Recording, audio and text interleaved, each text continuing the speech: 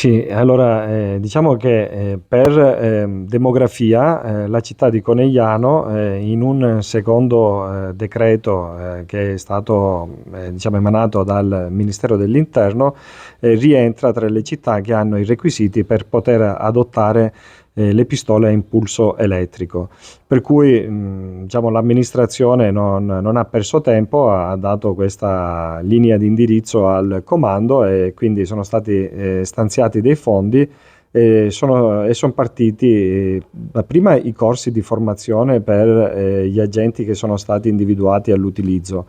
e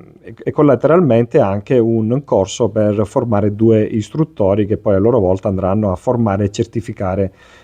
altri agenti all'utilizzo di questo strumento. Lo strumento noi lo abbiamo già acquistato,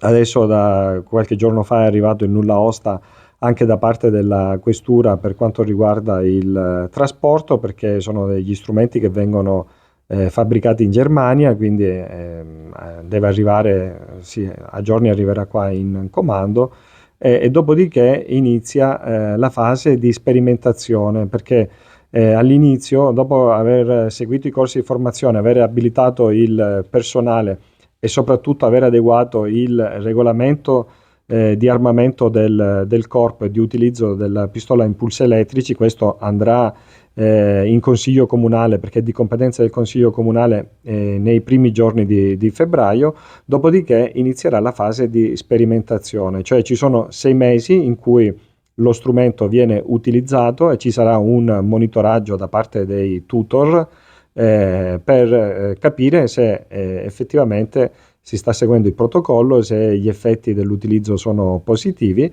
e una volta superato questo periodo di sperimentazione, dopodiché entra definitivamente nella dotazione del comando. È una dotazione di reparto, naturalmente. Cosa significa? Cioè non viene dato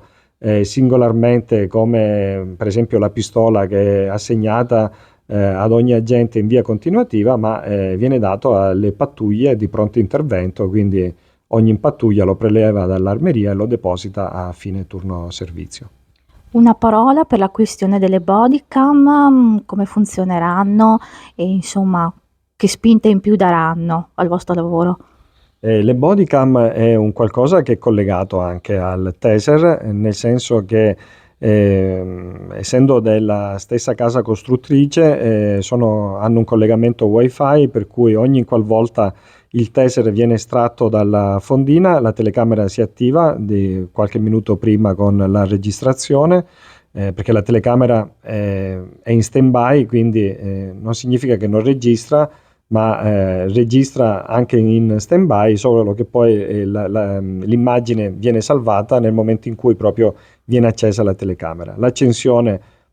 può essere fatta manualmente attraverso un tasto dall'agente oppure nel caso del taser automaticamente quando questo viene estratto dalla fondina. Quindi viene ripreso lo scenario affinché